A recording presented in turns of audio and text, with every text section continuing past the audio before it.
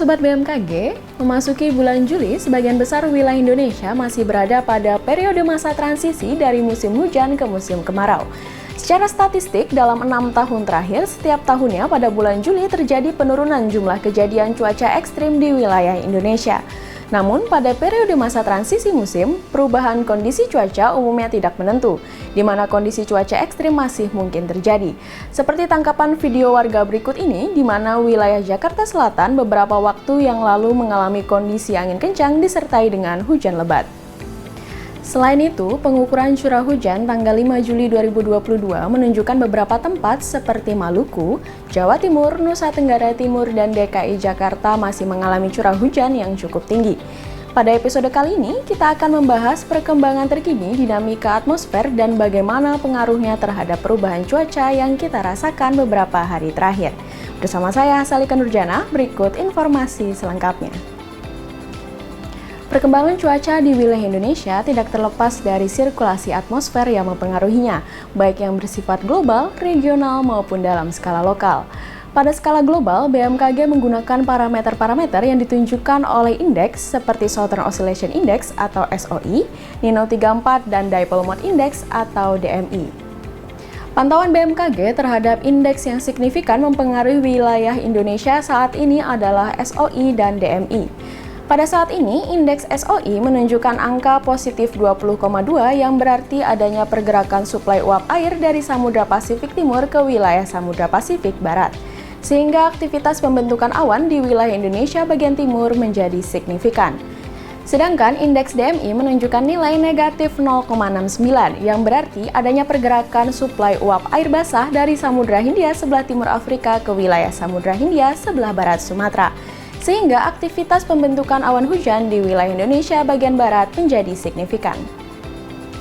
Di sisi lain, pada kondisi regional terpantau posisi Madden-Julian Oscillation atau MJO berada pada kuadran 4 atau di wilayah maritim kontinen, yang artinya di wilayah Indonesia berpeluang besar untuk tumbuh awan-awan hujan.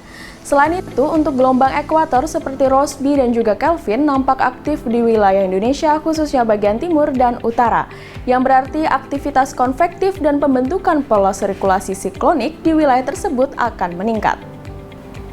Sirkulasi siklonik yang membentuk daerah pertemuan atau perlambatan kecepatan angin atau wilayah konvergensi terpantau berada di wilayah Papua, Kalimantan bagian utara, dan di perairan sebelah barat Sumatera. Kondisi tersebut mampu meningkatkan potensi pertumbuhan awan hujan di sekitar wilayah sirkulasi siklonik dan di sepanjang daerah konvergensi tersebut, seperti di wilayah Sumatera Barat, Kepulauan Riau, Kalimantan Barat, Kalimantan Utara, Papua Barat, dan juga Papua. Pada skala lokal, pengaruh labilitas udara yang kuat berpotensi mendukung proses konvektif yang terjadi hampir sebagian besar wilayah Indonesia. Awan konvektif yang terbentuk umumnya dapat menghasilkan hujan yang lebat disertai dengan angin kencang berdurasi singkat. Berdasarkan indeks yang telah kita lihat sebelumnya, baik secara global maupun regional, kondisi atmosfer di wilayah Indonesia masih memberikan pengaruh yang besar bagi pertumbuhan awan-awan hujan di wilayah Indonesia. Faktor pemanasan matahari yang tinggi juga menyebabkan labilitas udara yang kuat dan menyebabkan pertumbuhan awan konvektif. Namun, saat ini tidak terpantau adanya bibit atau siklon tropis di sekitar wilayah Indonesia, sehingga awan konvektif yang terbentuk umumnya bersifat lokal. Kemudian bagaimana dengan prospek cuaca untuk 1 pekan ke depan? Berikut kami sampaikan informasinya.